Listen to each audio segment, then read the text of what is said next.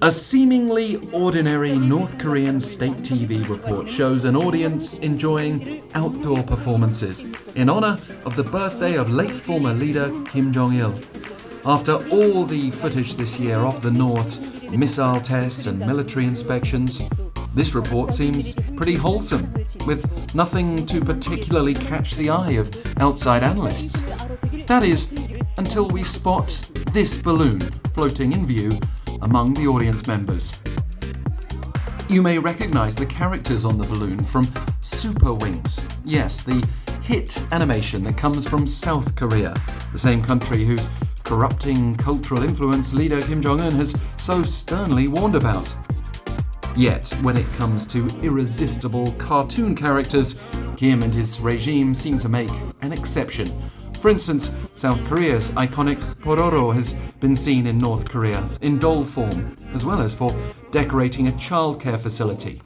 The North has even allowed and celebrated the use of Disney personalities like Mickey Mouse in front of the country's leader in the past, albeit reportedly using unlicensed costumes. It's been suggested that these characters have entered North Korea via China, and that could well be the case with Super Wings 2, particularly as China's Alpha Group was involved in its production and global merchandise sales. But it's still very much South Korean content, as was reflected in 2021, when Super Wings was reportedly suspended from video platforms in China, prompting an apology from Alpha Group over the animation's allegedly inaccurate depiction of Chinese territory and confusion over the Korean Chuseok holiday and the origin of China's Mid-Autumn Festival. Not that North Korea would need to rely on such characters and their merchandise physically crossing into the country.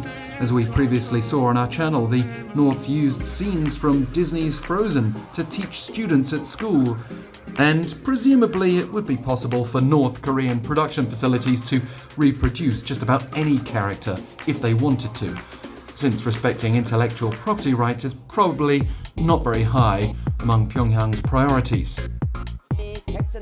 When Kim Jong-un first rose to power in 2011, some analysts were hopeful that his apparent affection for Western culture would see him open up the North to greater global engagement.